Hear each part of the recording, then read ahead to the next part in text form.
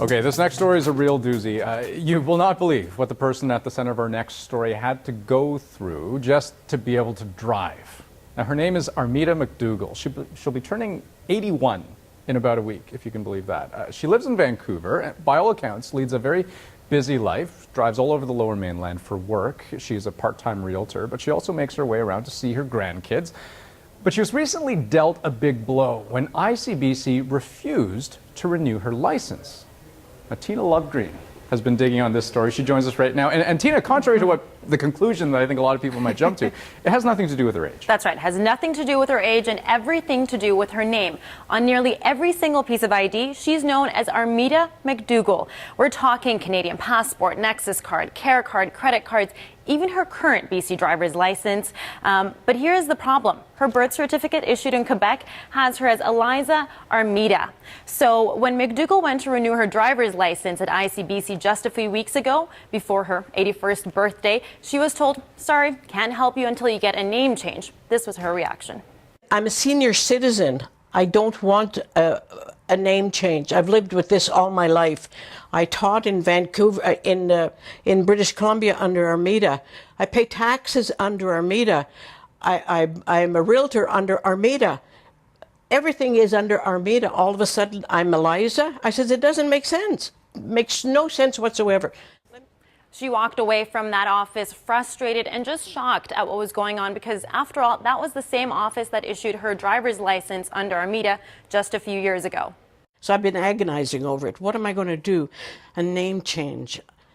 I'm a senior citizen. Do I want to change my name? What about all the other documents that I have? I'll have to change everything? It'll take me years to get it all done. Okay, so there's still so much that I need to wrap my mind around here. First of all, okay, ICBC is taking a pretty hard stance on this. Why? Well, it's ICBC's policy, and it says it right on their website. They go with what's the name on what they call a foundation document. So if you're born in Canada, that's your birth certificate. So what appears on there is your legal name, and that's the name they're going with, of course, unless you decide to change it. Okay, but she's been driving for decades, right? And she just had her license renewed not too long ago, so why the change? Yeah, so her current driver's license, she got that in 2012. That was before the new health card and license, driver's license integration kicked in.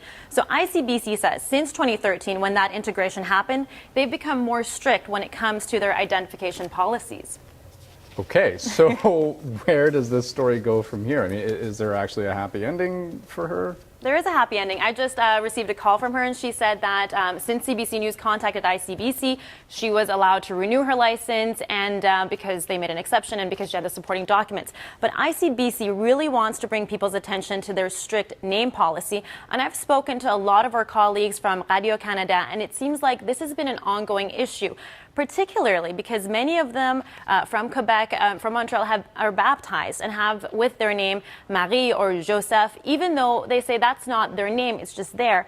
And also because in Quebec, the order of the naming convention can be different, where the middle name goes before the first name. So this has already been an issue for some people, and Armida's story should serve as a cautionary tale. Very interesting one, though, to say the least. Thanks a lot, Tina. You're welcome.